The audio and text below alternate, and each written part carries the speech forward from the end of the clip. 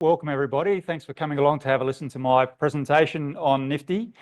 There's a QR code up there. If you want to download this presentation, you certainly can. The QR code will appear at the end of the presentation as well. I'll get into it. I'll let you take a few photos, and I apologise for the length of the talk that I put Donna through just then. And I'll see a lot of heads dropping, so I'll just introduce our co-authors. Before I get into it, I'd like to acknowledge and thank all of my co-authors that worked on this project. In particular, I'd like to thank Umidala Ray from Queen's University, who was the lead researcher on this project for the first 2 and a bit years that it was running. There are several other authors, and I'm sure you can read their name, but I would like to acknowledge Queen's University for all of the work that they did, University of Alberta, Curtin University and UWA for their participation, and a handful of IGO geologists that also co-authors here. So let's get into the Nifty deposit. And for those of you who are not aware, but I would imagine most of you would be, Nifty sits on the northeastern margin of the Pilbara Craton within the Yanina Basin of the Paterson Origin. It's in a pretty good address. Several of the deposits up there you've probably heard of: Winu, Telfer, Kintyre, Javieron. There are other deposits you may not heard of so much about. Maroochydore been in the news a bit lately.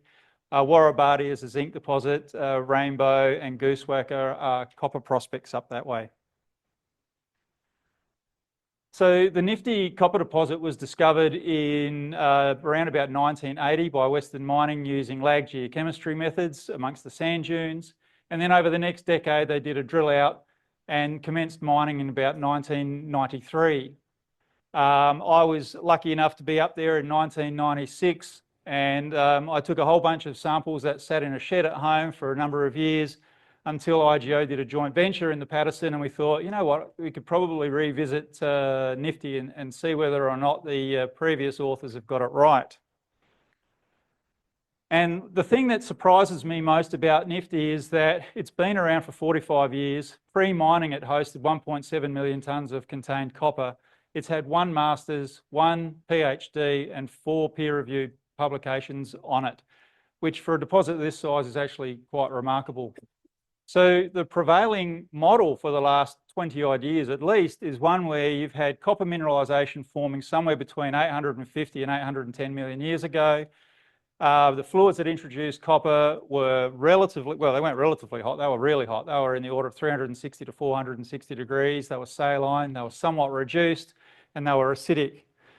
There were thrusts that acted as the fluid conduits, bringing the fluid up from either the upper basement or the lower part of the Pilbara Formation.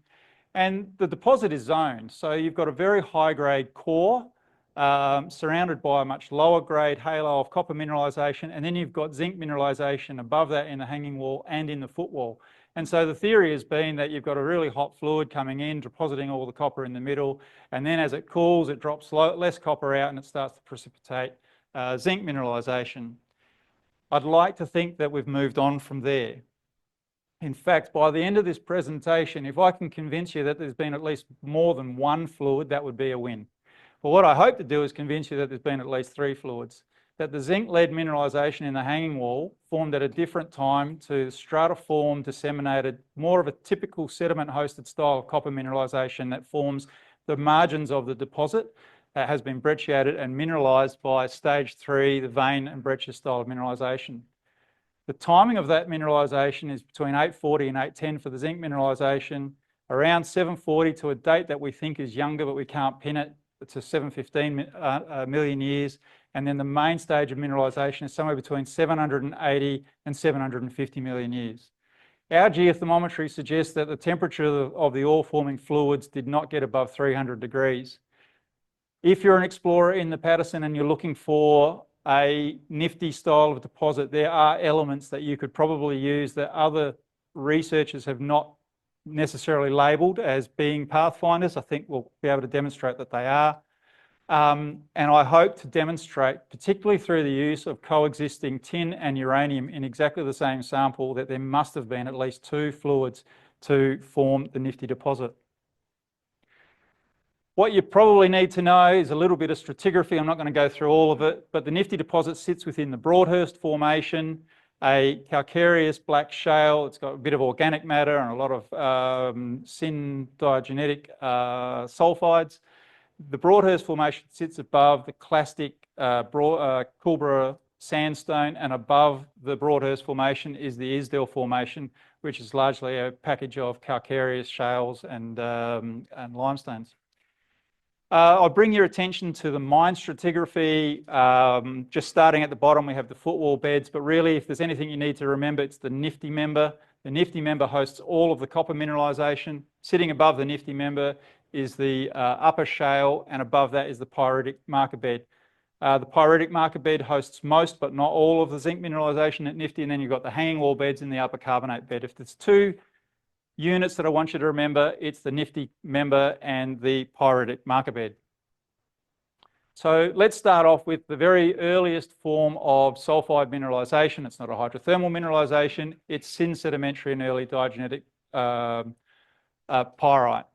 Now, this style of mineralisation in completely unaltered samples sits within black shales that largely have a bit of potassium and magnesium there. So we're seeing a bit of dolomite, we're seeing illite and muscovite as the tridal minerals.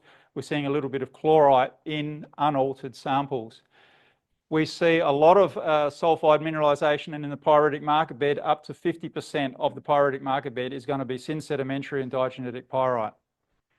We see polyframboidal pyrite, we see atoll style pyrite. Those atolls are either coating polyframboidal pyrite or carbonate or organic matter. As you progress through diagenesis, we start to see what they call, or what we call, sunflower structured pyrite mineralisation that you can see up the top here. And if you look carefully, there's an isotopic difference of over 50 per mil between the framboidal style of mineralisation and the diagenetic sunflower type sulfide. As you proceed with burying, you start to shift all of these styles of sulfide into euhedral pyrite. But you can see it's got a core, and the other thing that you might see, and the only reason I'm bringing this up is other authors have used these types of euhedral pyrite as evidence for mineralizing fluids, but these particular euhedral pyrite have micro inclusions of quartz, dolomite, chalcopyrite, sphalerite and galena, but they are just trapping the fluids and minerals that were originally in the diagenetic and sedimentary pyrite. Here's the first stage of hydrothermal mineralization at Nifty. This is the mineralization that occurs in the pyritic marker bed, and we call it a clastic dominated style of mineralization. Those of you who are familiar with that term are probably thinking, what on earth are you talking about? It's nowhere near the size of a MacArthur River or a Mount Isa or something like that. It isn't, but the nature of the mineralization is very similar. So for example, we see laminated mineralization of sphalerite and galena with the pyrite. We see the sphalerite, galena and pyrite replacing, or certainly rimming and overprinting, the diagenetic and syn-sedimentary pyrite. We see a replacement of the carbonate in the pyritic marker bed by particularly galena, but also sphalerite. And I'll just point some of these, wrong one. Some of these here, I'm quite sure you've seen them already. So all of those features are representative of a clastic style of zinc mineralization. Now, there's been lead-lead model ages, lead-lead isochron ages, samarium neodymium ages on apatite, uranium-lead ages on apatite. What we are hanging our hat on here for an age of 840 to 810 is the uranium, is the lead-lead model ages, because those samples were taken from the pyritic marker bed, whereas the other samples have been taken around the margins of the high-grade mineralization, so maybe in the footwall or elsewhere, but they weren't taken from the pyritic marker bed, but they are consistent with an age of 840 to 810. So the second stage of mineralization is a stratiform style of disseminated, probably more representative of a genuine sediment-hosted style of mineralization. We see chalcopyrite replacing framboidal pyrite. we see blebby, disseminated, sometimes wispy veins, and maybe even veins of copper mineralisation forming along the bedding planes of the Broadhurst Formation. It's unclear exactly when this style of mineralisation formed, but we have several ages, not just from Nifty, but also from Maroochydore up the road, that are sitting between around 647, give or take 8 million years, down to 717. Now, when you put them together, we come up with an age somewhere between 740 and the reason I've said less than 715 is it is possible that stage 2 merged into the stage 3 mineralisation, and I'll give you a reason for that in a moment. Now, the thing about these particular ages is that they coincide with the onset of the Miles orogeny. And the Miles orogeny, according to the GSWA, Leon Baggas and his co-authors, is coincident with the Arayonga tectonic event in Central Australia, and they were the first to propose that at an age of around 730, give or take a few million years, is when the Miles orogeny began. And I can't think of a better time to start forming copper mineralisation than during an orogeny. I forgot to point out, just briefly, that around the periphery of the deposit, the syn sedimentary stage 2 mineralisation is not silicified. Just wanted to point that out, because when you get closer to the core of the deposit, for those of you who are familiar with Nifty, I'm sure you've heard about the silica dolomite alteration. Well, the silica dolomite alteration came in after the stage 2 copper mineralisation. As you get towards the core of the dolomite, you start to see silica flooding, and that silica is replacing the phengite. I forgot to point out there's phengite replacing illite and muscovite, so that detrital minerals are being replaced by phengite. Now we've got quartz and dolomite coming in and replacing the phengite and all the other detrital minerals. So effectively you end up with just a silica, dominantly silica, and a little bit of dolomite, I'll say, mineralisation. And so the two photographs I've got up here of core and a hand specimen that we have is they are completely silicified samples. And as we get into the core of the mineralisation, these samples are brecciated and veined. So the stage 3 mineralisation is where all the money is, right? So this is the core of the deposit. There is high-grade mineralisation, several metres, in excess of 15% copper. I don't know what the original assay grade was, but if we took the samples that we've assayed, and there's over 2,000 of them, you'd have to say it's something like 4% for the core of the deposit. We see several veins. Some of them have shear indicators. Many of them have shear indicators. We see a lot of brecciation. We see chalcopyrite. It's probably not that evident, but trust me when I say the chalcopyrite in the top right-hand corner is massive chalcopyrite that's been brecciated and annealed by a younger generation of chalcopyrite. So we're seeing a lot of syn deformational, syn tectonic activity here. And the top left-hand photograph of core up there is showing stage 2 mineralisation that has been silicified, brecciated, and mineralised during stage 3 mineralisation.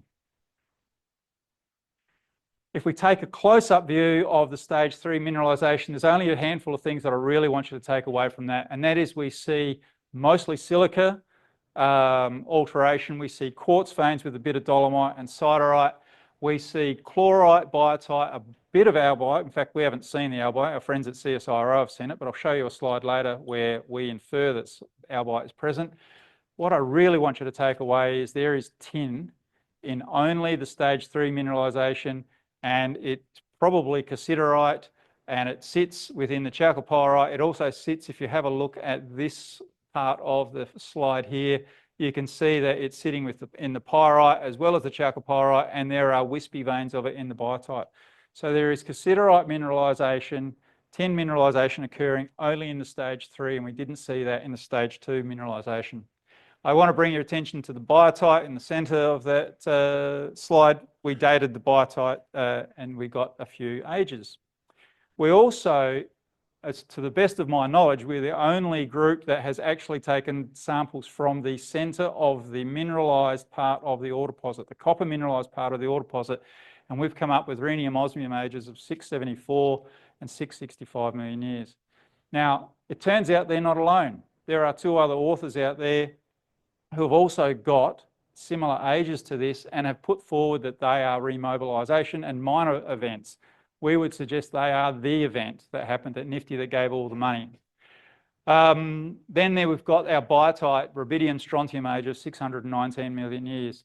And that throws us out a little bit, but there are other 620 million year ages in the Yanina Basin, particularly further to the east. They were obtained by Curtin University.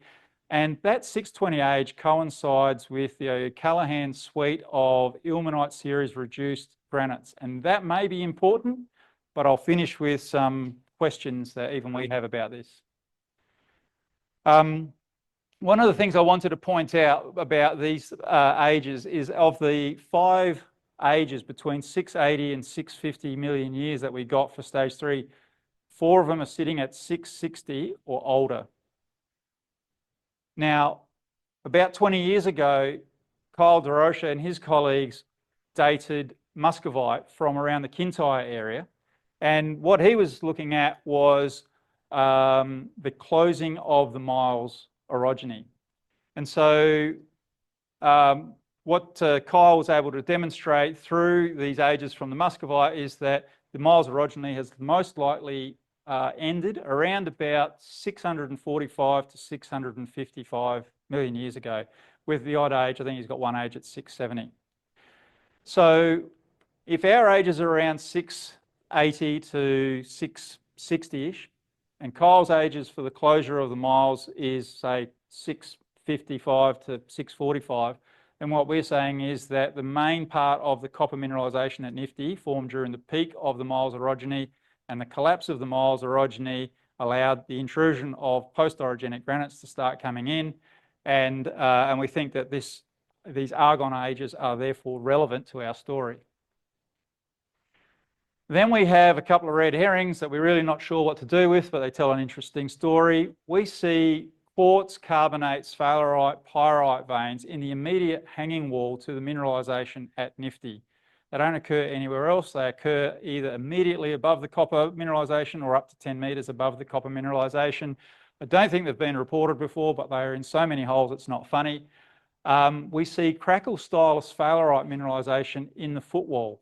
And this was originally thought, and maybe still will be, part of the low temperature halo around the copper mineralisation. The problem we have is that there's no cross-cutting relationships. So we can't put it into some sort of paragenetic context that actually makes any sense.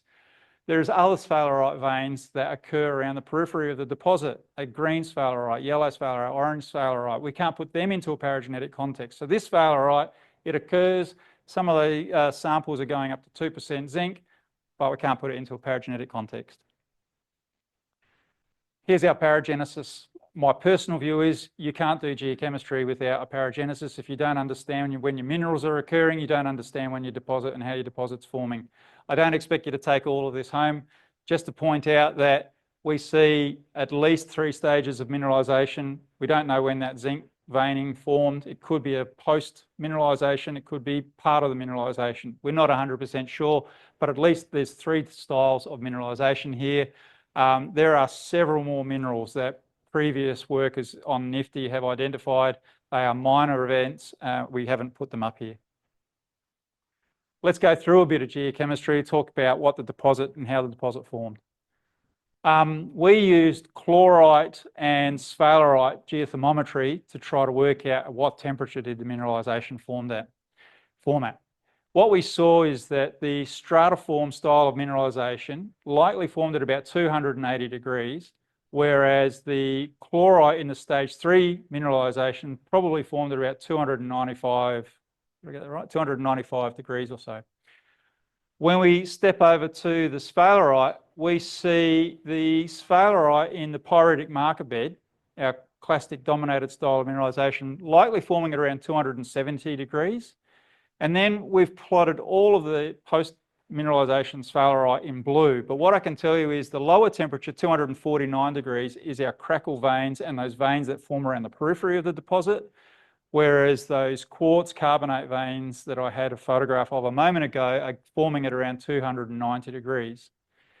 What's interesting about these ages is that they correspond to an illite crystallinity age that Bruce Anderson published in his paper, even though he went on to say that mineralisation likely formed at 360 to 460 degrees.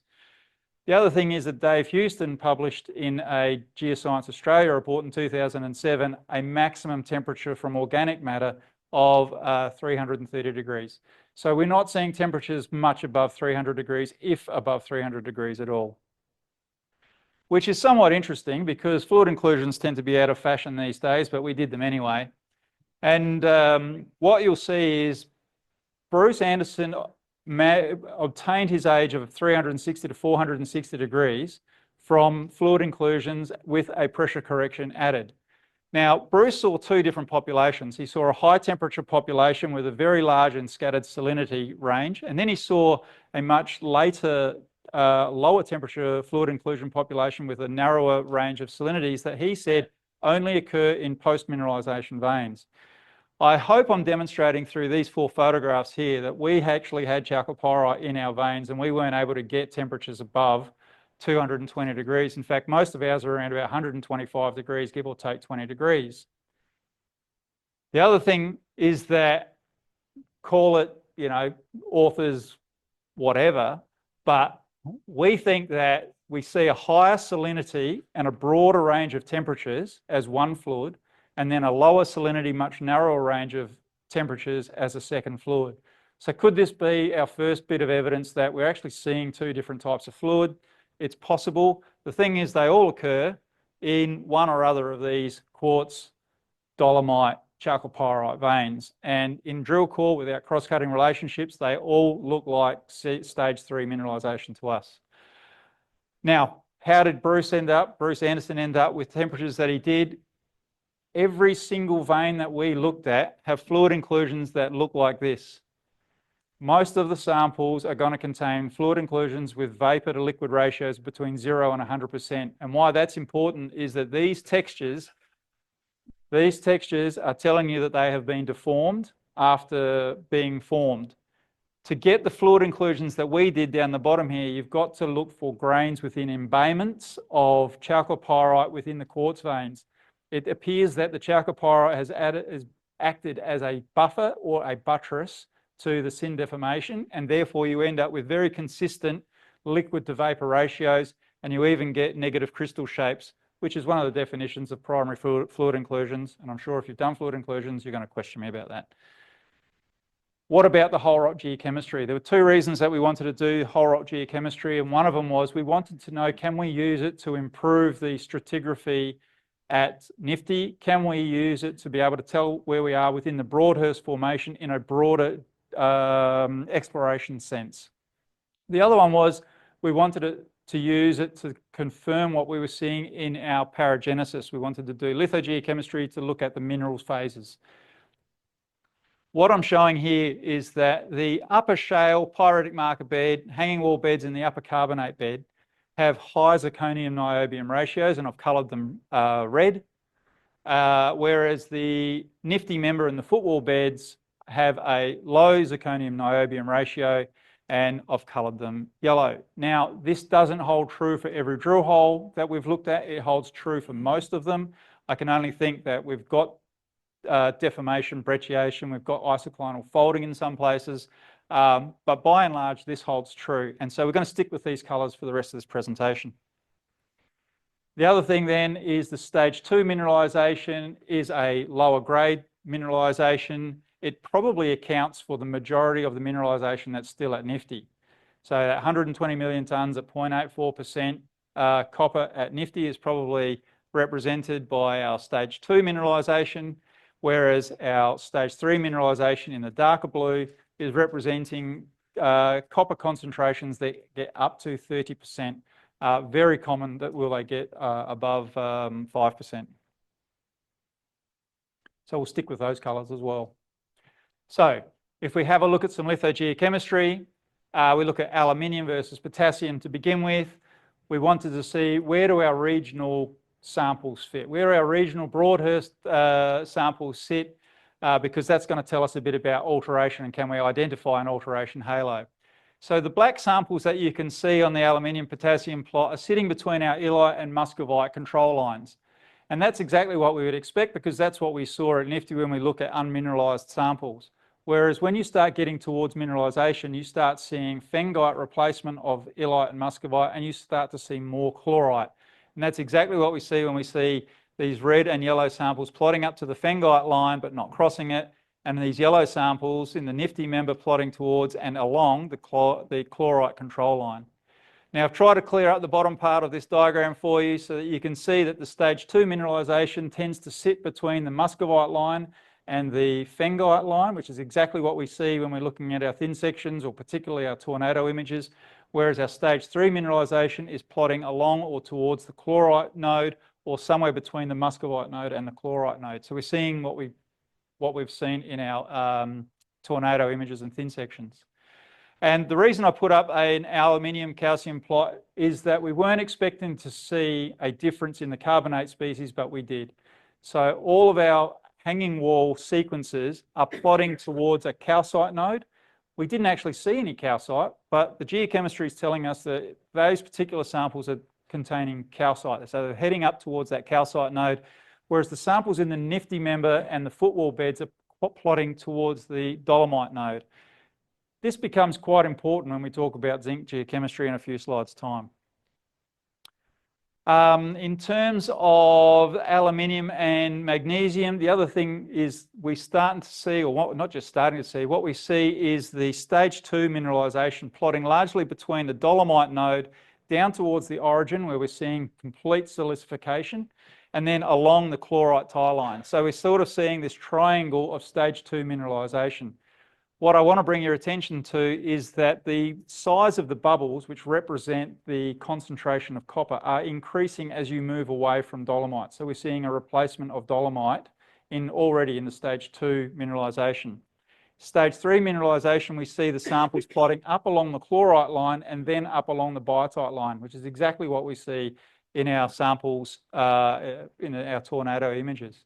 And that is largely supported by the ternary diagram on the right-hand side, where we see the majority of our stage 3 mineralisation plotting in the siderite pyrite corner, and then a lot of them are plotting up towards biotite and into chlorite, whereas our stage 2 mineralisation is plotting around the anchorite node, although we didn't see anchorite. I suspect that they're plotting there, they're sort of being held to get by one end by dolomite and at the other end by pyrite. Just want to hammer home the fact that the stage 2 mineralisation around the high-grade core is not silicified. So if you look along the x-axis here, so somewhere between around 20% silica and about 50% silica is where majority of our stage 2 mineralisation is sitting, whereas our stage 3 mineralisation is sitting at around 70 to 95% silica, and a lot of the samples are sitting parallel between the chalcopyrite and the quartz tie line, which is telling us that they are the two dominant minerals in this part of the in this stage of mineralisation, and the gap between these samples here and the tie line are probably represented by dolomite and some of the other phyllosilicates. I mentioned that we didn't specifically see albite mineralisation. I think CSIRO used their Maya mapper to be able to detect it, but our whole rock geochemistry is telling us that indeed it's there. Okay, I want to bring you back to the sphalerite for a moment and remind you of where this particularly sits, because it tells an interesting story. So our clastic dominated style of mineralisation in the pyritic marker bed is coloured in red. It sits about 30 to 40 metres above the copper mineralisation, whereas our sphalerite veins, whether they're the quartz dolomite sphalerite veins or they're the crackle veins that occur at the basal part beneath the copper mineralisation, are sitting in the yellow Nifty member and the footwall beds. And as you can see from this, and I could show so many drill holes, the sphalerite does not overlap with the copper, so we weren't able to put it into some sort of paragenetic context. When we look at sphalerite concentration on some of the same diagrams that I've already shown you, what we see is that the mineralisation in the pyritic marker bed is plotting away from the calcite node down towards aluminium at about 15 weight%. That's telling us that we're not just seeing an increase in zinc, what we're seeing is a replacement of carbonate in that particular unit. and the majority of the mineralised samples have got no calcium in them at all. So they've got no calcite and they've got no dolomite in them. So that fits our model of a carbonate replacement style of mineralisation. On the other hand, our vein style of mineralisation is plotting from an origin of around 15 up towards that dolomite mode. So you are increasing dolomite in that type of mineralisation. And someone here may tell me otherwise, but I can't see how they could be related. So that style of zinc mineralisation, we've got two different styles of zinc mineralisation. Our ternary diagram somewhat supports that. We see most of our pyritic marker bed hosted sphalerite mineralisation sitting between phengite and pyrite, whereas we see most of our vein style of mineralisation hosted down towards our dolomite node, and the two sort of cut off between the chlorite and the biotite tie lines, so they don't tend to overlap too much. If you're looking for pathfinders, what did we find? Well, there's a great correlation between copper and tin, particularly and only in the stage 3 mineralisation. There's a good correlation between indium and copper, and also if you look hard, maybe you'll be convinced that cadmium and copper are showing a relationship. We don't see such strong relationships in the stage 2 mineralisation, but hopefully you can be convinced that certainly they correlate in this particular diagram. Now, there's no other element that correlates with copper mineralisation at Nifty, so we turn to a different method to see what are our pathfinders, what could our pathfinders be. And we used aluminium as our high field strength lithophile element that's not going to be too mobile. And one of the things we did was we plotted gallium and scandium against aluminium, because both gallium and scandium tend to replace aluminium in phyllosilicates, and we thought there'd be a nice correlation, and indeed there is, particularly in our black samples, and our black samples represent the regional Broadhurst formation. But what we weren't expecting is that gallium and scandium are part of the hydrothermal fluid that came in with the copper mineralisation, hence they're sitting there in blue. And the other thing that we noticed is that some of the Nifty member here is also enriched in gallium, not so much scandium. So that's telling us that the gallium is actually a distal geochemical footprint to the mineralisation that might be useful if you haven't quite hit you think you're in the right spot, but you haven't got copper mineralisation. And then using the same plots, we saw cobalt, arsenic, silver, bismuth, thallium, uranium. What else is there? There's antimony, gold, and others. Now, it's this down here that's interesting. So we've got uranium and occurring in both samples and in samples that contain copper mineralisation. I think it's the next slide. I'll come back to that uranium in a moment because it's actually a really important story. Do the minerals that occur in the different diagenetic stages at Nifty confirm what we're seeing in our whole rock geochemistry? And I think you'll agree that it did. Even if you only focus on our pyrite 2 and our chalcopyrite 3, the two red dots that represent stage 3 mineralisation, if nothing else, they are the same elements that we see in our whole rock geochemistry that are our pathfinders to mineralisation. There are a whole bunch of slides before this that I had to take out, but for time reasons, so you just have to accept that our PCA analysis is pretty good. All right, so we have a few dilemmas, some things that we haven't been able to answer well, although we are doing our best to do it. So we have a very strong correlation between tin and copper mineralisation, particularly in our stage 3 samples. We have samples both in our stage 2 and stage 3 mineralisation that contain uranium. If you know anything about tin and uranium, they cannot travel in the same fluid. So tin mineralisation is only mobile in a reduced fluid, and the most likely source for tin mineralisation is usually an ilmenite series reduced granite. And we have those in the Yanina. They just happen to be about 60 plus kilometres north of Nifty. On the other hand, uranium is only mobile in an oxidised fluid up to about 600 degrees, and we got nowhere near 600 degrees. So what we came up with as an explanation is that the stage 2 mineralisation, the disseminated mineralisation, came in first, and we think it certainly did come in first, as an oxidised fluid, came in with some uranium, and then our stage 3 mineralisation came in later, and that was brought in by a reduced fluid. But then we have this as a bit of a problem. I'm a pragmatist, I'm an optimist, but I'm not convinced that mineralisation formed over a 120 million year period. but our age dating is telling us that mineralisation formed over a 120 million year period. It's a problem, I acknowledge it. Most of our ages are sitting between around 740 and 765, and that is the period of the Miles orogeny. It's the beginning of the Miles orogeny, it's the end of the Miles orogeny. The problem with our 620 age, and it's a robust age, I like the age, is that by the time 620 comes around, even though it correlates with our ilmenite series granites, and they would be a fantastic source for all the tin that we're seeing, we're not seeing any deformation at that time. So how do you account for the level of deformation at Nifty at a 620? It's a problem. We haven't really addressed it well, and I'm hoping that there are two groups that are continuing with this story. I hope that they can address it and do something with it. Now, just talking about that mineralisation, and maybe I've already got to this piece, Bruce Anderson, whether he knew it or not, did a fantastic structural geology piece on Nifty. Whether he knew it or not, his story is probably closer to the truth than what he ended up concluding. And that is that after the deposition of the Yanina sediments, at some point, which Bruce put at 720 million years, you have the deformation event, which is the beginning, around about the beginning of the Miles orogeny.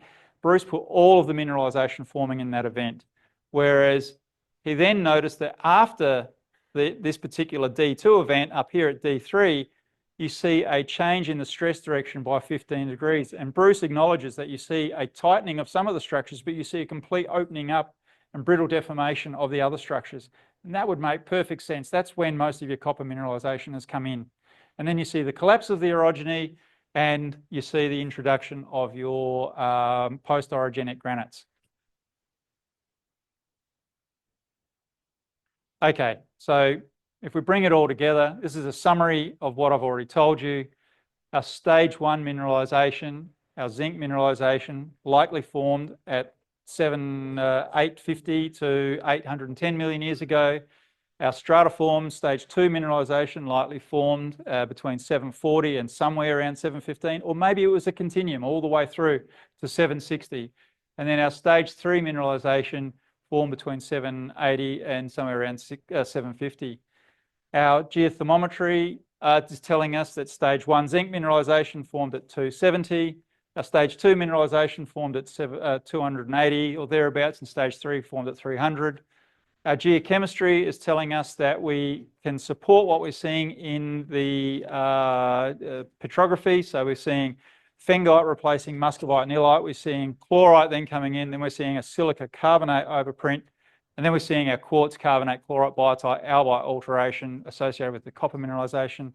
I think I would like you to agree that we have some great pathfinders if you want to go and look for a Nifty style of copper mineralisation. And the presence of tin and uranium alone is telling us that there must have been at least 2 different fluids to form the copper mineralisation. There's clearly been a protracted period of copper mineralisation, and it probably is all related to different stages of the Miles orogeny. So that's it for my presentation. There are people to acknowledge. There are several people that made this possible, whether it was logistically, whether it was helping with carting the core, logging the core, sending samples to the lab. I'd like to thank all of these people, in particular the managers who supported the concept of this project. And I'd also like to thank IGO for funding this research and for their logistical support. IGO originally struck a deal with Metals X, and I'd like to thank Metals X for supporting the concept and then providing access to not just the core, but also all of the data that they had that made this research possible. And when Metals X did the deal with Cyprium were a very generous and kind company, and they provided access to the core farm between COVID lockdowns. That was very difficult to do, and they bent over backwards to accommodate us, and I'd really like to thank them for that. Thank you for having me.